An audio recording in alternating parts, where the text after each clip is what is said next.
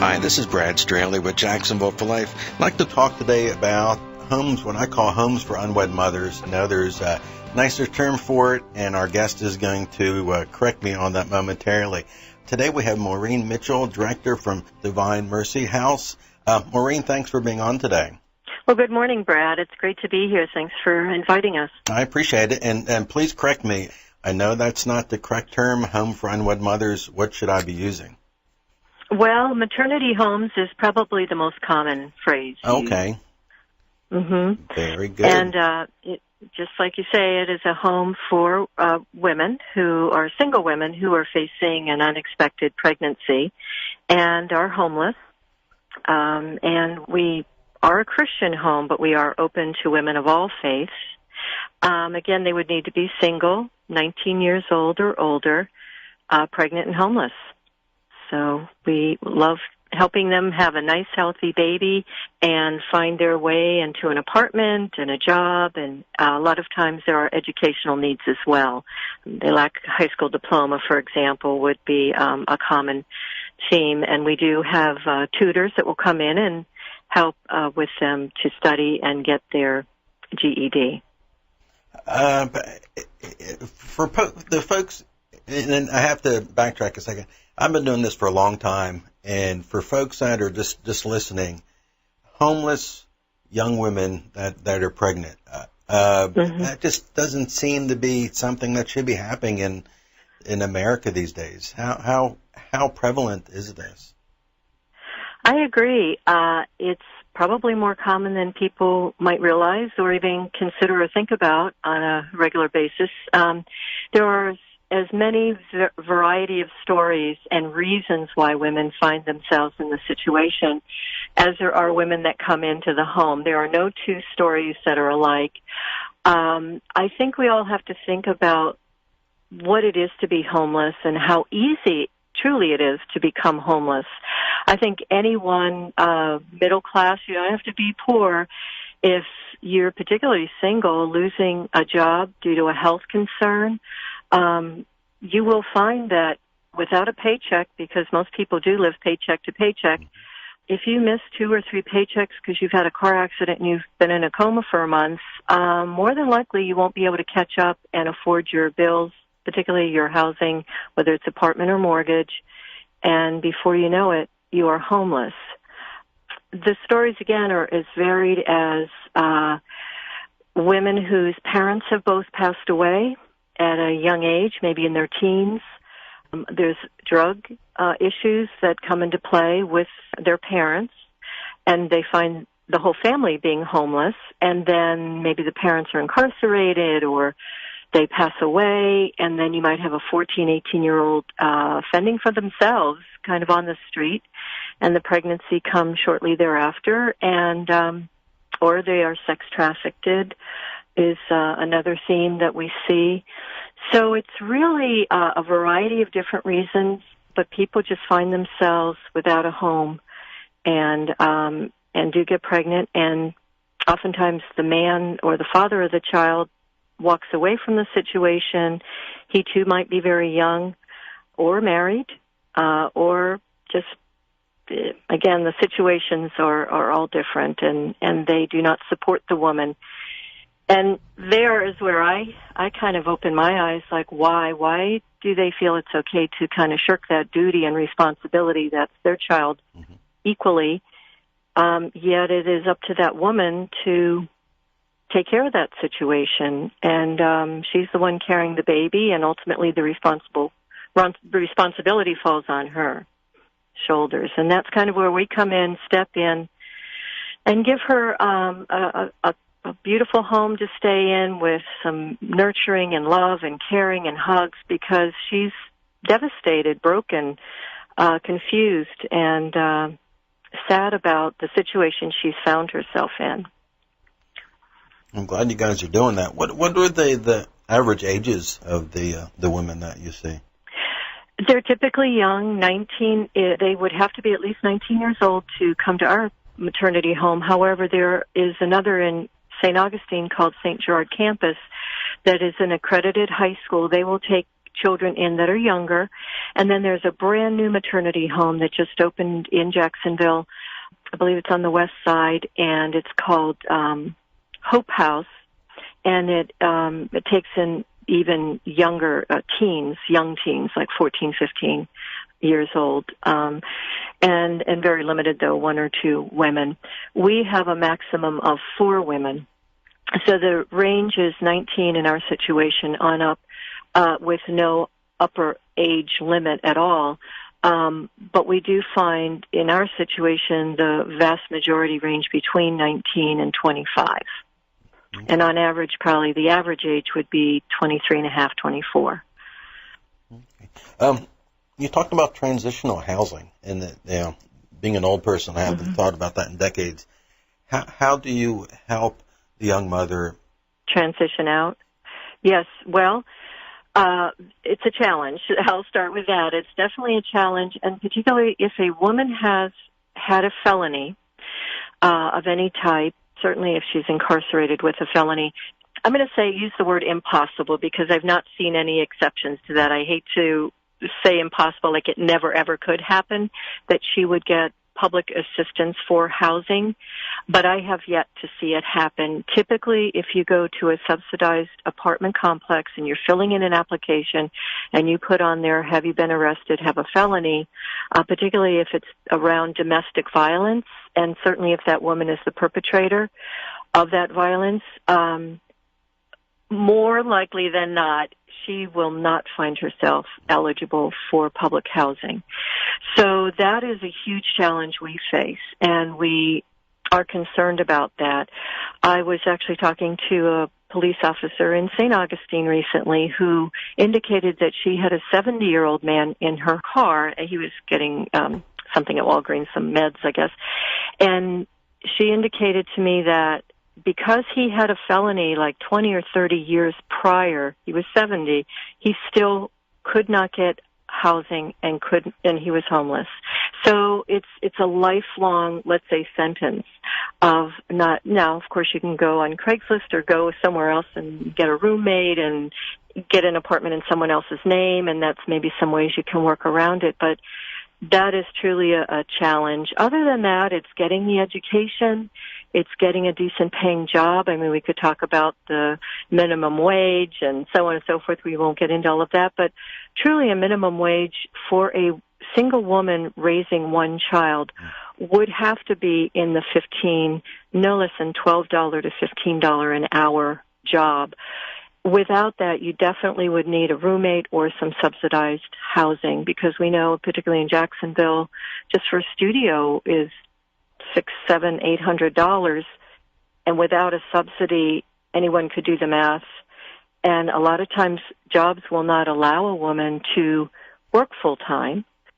They just don't offer, 40-hour work weeks.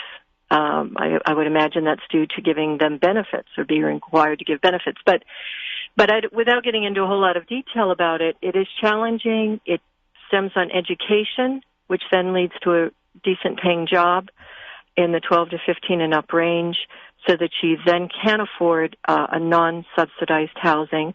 And hopefully she can get subsidized or some assistance, or get a roommate, a friend, live with a sister, or something like that. And that is what people who have moved out successfully have done. Great. Now, these women are young, like you said, 19 to 25. Most of them have been dependent on someone for most, if not all, of their lives. How do you teach them independence when they're young, they're having to learn independence? Oh yeah, then they're having a baby on top. Mm-hmm. And you can imagine the fear and anxiety and worry and all that these young women have finding themselves in this situation, and just really not knowing where to go, what to do, or where to turn. We do provide classes on budgeting, certainly parenting classes, birthing classes. What is it to give birth? Most of them, it is their first child, and they never had that experience. They may not have a parent, aunt, cousin, or anyone who has given birth that can, walk them through the process of birthing. Certainly parenting. We utilize the women's centers in the area. First Coast Women's is the one we have nearby on San Jose Boulevard. They do the ultrasound pregnancy tests, all free of charge, and then they do give classes, and they have maternity clothes, and baby items that they give away for free as the woman transitions through their programming. There's a wonderful program up at Shands Hospital for the actual birthing process. It's a full-day training that they have. Certainly our wonderful volunteers that we rely heavily on that come in on a daily basis, Monday through Thursday evenings, just sharing their thoughts, ideas, parenting skills. One of our residents, she was very interested in knowing how to swaddle. I'm going to have this baby in a couple months. I need to learn how to swaddle. It was really cute. So we took, our baby doll and practiced swaddling. Oh, that wasn't as hard as I thought, she said. I said, yeah, a lot of this comes naturally. It's kind of common sense. But there is certainly a lot of fear, anxiety, with a single woman who is learning to do. So we have budgeting, we have cooking, sewing. They have made burp cloths and baby quilts with our sewing volunteer, and again, these classes in the community. Also, some counseling, sitting down with them one-to-one, talking about their plan, checking in with them on a weekly basis about their education, about their job search, and so on. And even to back up, we start with many of the women who are homeless have maybe had their wallet stolen, or they don't have the important documents like birth certificate, social security card.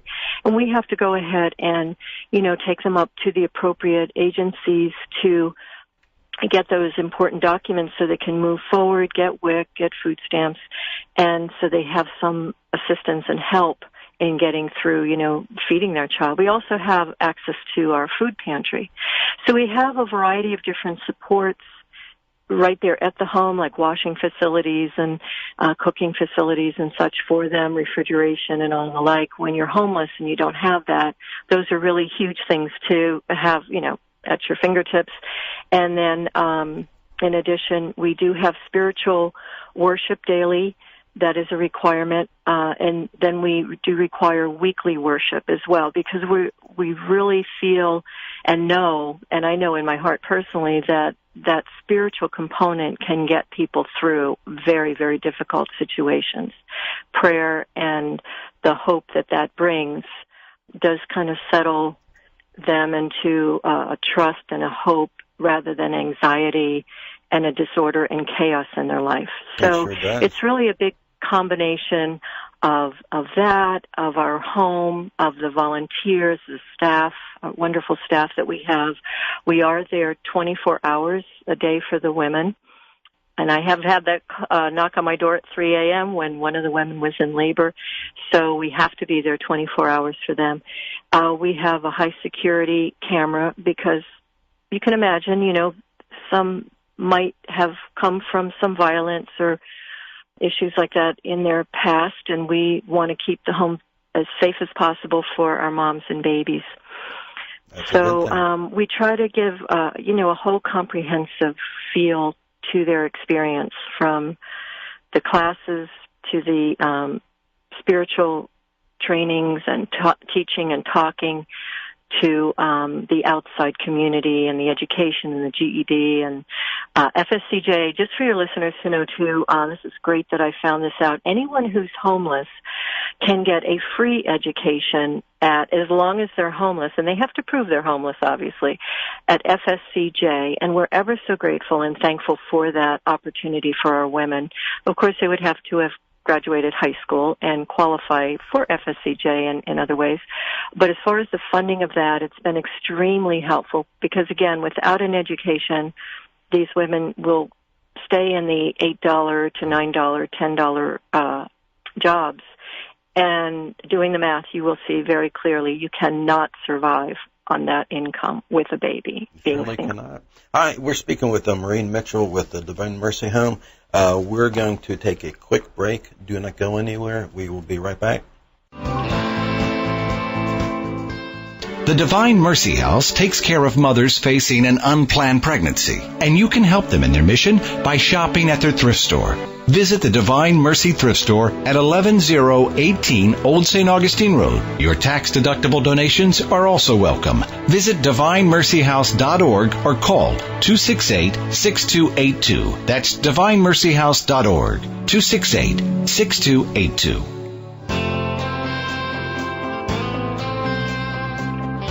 Hi, this is Brad Stranley with Jacksonville for Life. We've been speaking with Maureen Mitchell with Divine Mercy House. We've been talking about the house, and I wanted to ask personally, Maureen, how long have you been doing this yourself? I've been working there as the resident director for a little over a year, and I just feel honored. It's a challenge, but there are so many blessings that come with it. I, too, was a single pregnant woman at age 19, and so I have that experience that I can relate very clearly with the women and to know a lot of what they're going through. And actually the staff too. It's ironic that we've hired other women who have been single young moms at a young age. So it's really, I think, just a network like a family in many ways, and the women, watching them talk and interact with one another, I think, is really interesting, and just sharing all kinds of information with one another and encouraging one another. We really like a drama-free kind of experience for them, and to be supportive of one another. That's really our key goal, because so many of the women have faced some hard times and some trauma and some difficulties, and we're just wanting to make it as smooth and calm and tranquil and loving in that home as possible. So that's what our goal is. A lot of the women, as I said, have gone through some very traumatic times. If they hadn't, there really wouldn't be a need. If they had the support of a loving home, loving family versus drug addiction and chaos and, trauma and even just being abused, it's an environment that they thankfully can get away from. And this has been, I would say, an overarching theme with the women who have come through. Not every single one, but the majority of them have faced those types of abuse, neglect, and turmoil in their biological home or the home, adoptive home, or the foster home that they came from. So we're thankful for the experience with them. We learn as much from them as hopefully they learn from us, and we love it. Yeah, they need to be treated. How long has the house been serving mothers? Well, it had some humble beginnings. Mm-hmm. It started in a home that Vicki and Peter Prince owned. They are now on the board. Peter's the president of our board. One of their family homes, they opened up to women, and then with the help of parishioners from the St. Joseph's Catholic Church on Old St. Augustine Road, it evolved into the building of a home right next to that historical, beautiful church, St. Joseph's Old Church. And then it's evolved from there. We had a lot of input from the priests, but also the St. Gerard campus. So Carol down there has been wonderful in supporting, and she'll call me every so often, check in. She's wonderful. She's been doing a long time, but it started really, again, the humble beginnings in the late 90s, and it has evolved to what it is today. And it's been at the current location in a brand new facility, 6-bedroom home, I want to say for about 14 years, 12 to 14 years now. That's great. That's great. Mm-hmm. So all this costs, I can only imagine, a ton of money. Mm-hmm. Do you charge the mothers to live there? We do not. It's interesting, just very briefly, is the way it works is if they are not working, they do not pay a penny to be there. And that's why our donations are key and very helpful. Now, if they are working, we have our third rule. And very briefly, what it means is they keep a third of that income. 1/3 goes into a savings, a forced savings, we'll call it, for them in their name that we hold for them. And they get it upon leaving. And that's used typically for that deposit with JEA or their apartment or whatever the need is to move out. Third is that we do keep a third of that income up to $300 a month. And that does help offset. Plus, it is kind of like the real world. You have to pay something if you're working to live somewhere. And so again, if you're not working or you've just had the baby, because there's about a 6-week period, a couple weeks before, you typically can't work because you're so pregnant, ready to give birth.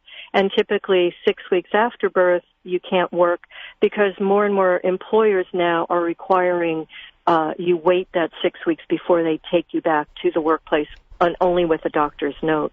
So again, those donations are to keep it running for the women who can't work and contribute. We do have a thrift store that we love because it does two things. Number one, people who donate to our thrift store, which is on Old St. Augustine Road, called the Divine Mercy House Thrift Store. It allows our women to volunteer there if they're not working and they want to do something and get out while they're waiting to be hired. And they can also use $25 a week as long as they're participating in, the classes, as I mentioned before. They can go and spend $25 there per week that they get. And a lot of the women will save up that $25 per week, and they'll buy couches and carpets and so on and chairs when they leave the house and use it for their apartment. So that's a huge thing for them. Or they might need clothes, shoes. Again, being homeless, they often have very few belongings and so on. So they can gather, and we store for them maybe cups, coffee pots, and so on that they can get from the thrift store. And by volunteering, they find out what's there. And so we are so grateful for the donors to the thrift store. That is a blessing. So currently, Maureen, what needs does your house have? Well, just a lot of prayers. We can always use volunteers. We can always use, right now, a couple baby crib mattresses. And even a baby crib, we could use probably one baby crib and 2 crib mattresses. We're always in need of paper products. One of our donors is wonderful. She, every month, sends through Amazon a carton of paper towel and toilet paper. So those are always welcome items. We just have been so blessed. People will leave strollers. We could use like one of those small, I call it an umbrella stroller. We could use one of those. But if you want to give us a call too, you can. Your listeners could call us, and we can be more specific with other needs that come along. Next week or next month, they can reach us at 904-268-6282, and give us a call. Also on our Facebook page, every so often, if a need comes up, we will post it on our Facebook page, which is Divine Mercy House Facebook page. Also, our website has a lot of great information on it, divinemercyhouse.org. And divine is spelled D-I-V-I-N-E. Sometimes people want to put divine, like, it's divine, darling. But it's divine, D-I-V-I-N-E, like our Lord divine. So please visit us, call us. There's ways to participate, but certainly pray for us. Pray for the women that are there. We really, as staff, volunteers, need your prayers, but more importantly, the women and the babies and them keeping their jobs, finding jobs, are all things that people can do to help us out, is to pray for us. That's right. And so not everyone can write a check, though we certainly need it, from the radio station, the Jacksonville for Life, to Divine Mercy House. Volunteers that you need, what kind of work? Everyone can do something. If someone can do something. Everyone can do something. Yeah, we do have some great volunteers. Evening volunteers that come in to help with cooking and budgeting and so on, and just mentoring and supporting and talking with the ladies are needed on a regular basis. We do have a wonderful group of volunteers right now, but with summer coming, I'm thinking they'll be off to weddings and people get ill or just go on vacation. So we could use fill-ins for the evening, 6 to 9 p.m. Also, we have a baby bottle drive. I should mention that for sure. There are about 5, maybe 6 churches now, Catholic churches, in our area that we distribute these little plastic baby bottles out to the parishioners, and then they fill it with money, and then they bring them back to the church, and we collect them. So that over a 3 Sunday period, well, and Saturday night too, 3-week period, we distribute the first 2 weeks and then collect the last 2 weeks. So, and we find them at our doorstep. We just found one yesterday. They leave it there. They leave them at the rectory. They'll call, wonder where they can put them because they filled it with money, or they just simply write out a check and will mail it to us. And we are just so grateful and thankful for all of the volunteers, the donors, and the prayers that people send our way, because we can feel it. We really benefit by it all, and our donors to the thrift store as well. Yeah, that's fantastic. We are just about out of time, Maureen. Again, how can someone reach you? Okay, the phone number is 904-268-6282, or my personal email is director@divinemercyhouse.org, and that's DIVINE, mercyhouse.org. And again, visit our Facebook page, which is Divine Mercy House, or visit us at our website is divinemercyhouse.org. And if there are women who are single, pregnant, and finding themselves in a difficult situation, they can go to that website, and in the upper right corner of our homepage, there is an application and our handbook.